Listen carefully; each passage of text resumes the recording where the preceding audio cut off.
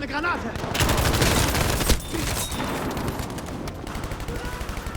Hello guys, as of today we're more than halfway through the Pacific chapter and DICE have just released the iconic map Wake Island. But that's not all, you can also get your hands on the iconic BAR for the support class.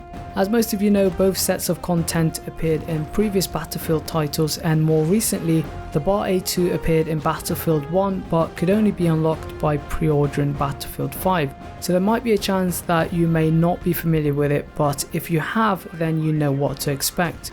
The Browning automatic rifle was an American AR designed by John Browning and was used during the final stages of the Great War.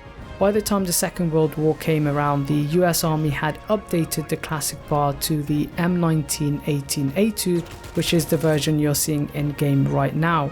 One of the main changes that differentiate the two is the replacement of the select fire switch with a rate of fire selector, allowing fully automatic fire only at either a fast or slow rate of fire, but more on that later. Firstly, to unlock the BAR you will need to complete this week's Tides of War assignments, which are all very straightforward and easy to do. I took the lower path, which requires you to use an LMG, so don't be surprised when you run into multiple LMG users. Luckily enough, the assignments don't take more than 90 minutes to complete, so once everyone gets their hands on the BAR you should see a reduction. And for those of you who can't get around to playing this week, you should be able to purchase the BAR with company coin in about 2 weeks time. DICE have also included a gift in the assignments, and the reward is a Christmas themed baseball bat which you can get by simply building a snowman. If you're wondering where you can build one, then there are two known locations on Wake Island. One is located at the bottom of the horseshoe and the other is near the A flag. So then, about those two fire modes. The faster firing mode is set to 720 RPM, which is the default rate of fire, and the second mode is set to 450 RPM.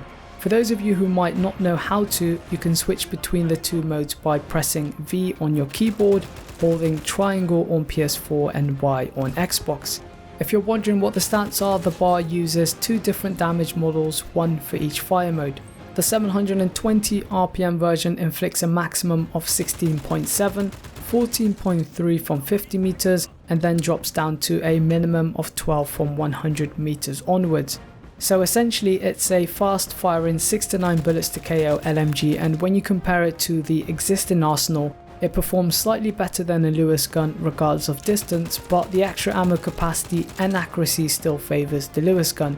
When you compare it to the LS26, the BAR A2 performs better past 20 meters, but once the hotfix arrives, then the BAR turns into a 5 to 9 bullets to KO LMG and becomes far better up close.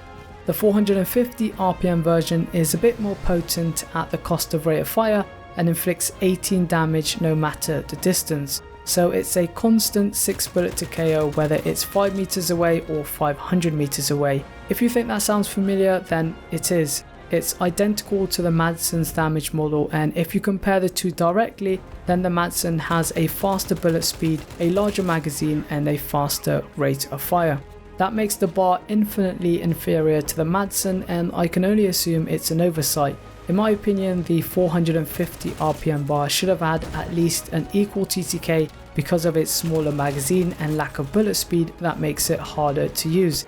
Having said that, I still found the BAR somewhat effective at range, as most weapons struggle to compete from 50 meters plus, but once the hotfix arrives and buffs the range of other weapons, then I don't foresee myself using the slow firing BAR much or at all, unless they buff it, which as far as I'm aware isn't going to happen.